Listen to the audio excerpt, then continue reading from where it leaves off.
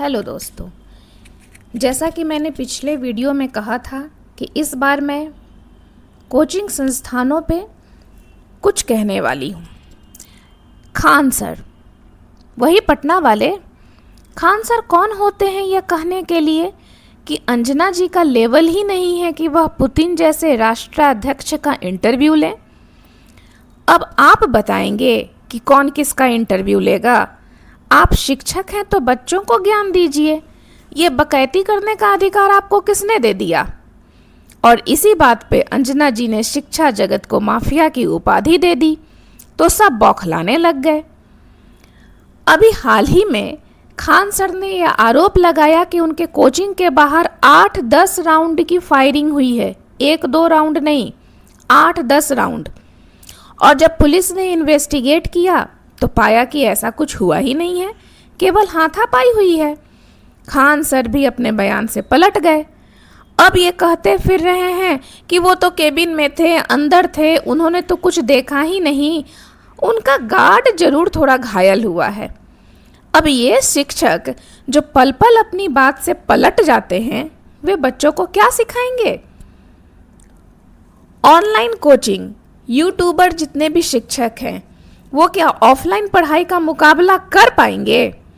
भारत में online coaching का साम्राज्य करोड़ों से ऊपर पहुंच रहा है। इन ऑनलाइन कोचिंग की ब्रांडिंग बहुत तगड़ी होती है। मनभावन पोस्टर्स होते हैं, बच्चों का ड्रेस कोड होता है, नीट, जी आदि जितने भी बड़े एग्ज़ाम होते हैं उन सब का रिजल्ट आते ही न्यूज़पेपर का पहला पेज इन्हीं इंस्टीट्यूट के टीचर और सफल हुए विद्यार्थियों से आप लोग भरा हुआ पाइएगा। अब आरोप लगे हैं कि कुछ कोचिंग सेंटरों ने सिस्टम से पहले ही पेपर हासिल कर लिया और पेपर लीक की घटना भी घटित हो गई। कहीं ये पेपर 5,000 में बिके तो कहीं 500 में भी बेचे गए हैं। मोल भाव तो हम भारतीय हर जगह कर ही लेते हैं। अब इसमें सोल्वर गैंग भी एक्टिव होता है। कुछ टॉप पोजीशन वाले इंजीनियर, डॉक्टर भी इस गैंग में शामिल होते हैं। वे दूसरों के बदले खुद ही एग्ज़ाम दे देते हैं, क्योंकि उनको एग्ज़ाम का पैटर्न भी पता होता है और पढ़ने में भी काफ़ी ब्रिलियंट होते हैं, तो वो आराम से ऐसे पेपर निकाल लेते हैं और दूसरे के नाम पे पेपर दे के वैसे बच्चों को पास करवा देते हैं। बदले में उन्हें एक मोटी रकम मिल जाती है। ऑनलाइन ठगी, अब हम लोग यही नाम दे सकते हैं। ये देश को जो कॉकरोच के जैसे ही ये ऑनलाइन जितने भी कोचिंग संस्थान हैं ना, वो स्टूडेंट्स प्रदान कर रहे हैं। आपने कभी नोटिस किया है कि ये शिक्षक पढ़ाने के क्रम में अचानक टॉपिक चेंज कर देते हैं और राजनीतिक विश्लेषक बनकर बच्चों को देश के खिलाफ, मौजूदा सरकार के खिलाफ भड़काना शुरू कर देते हैं? बच्चे जिस गुरु को अपना आइडल मानते हैं उनकी बातों को सच मान लेते हैं।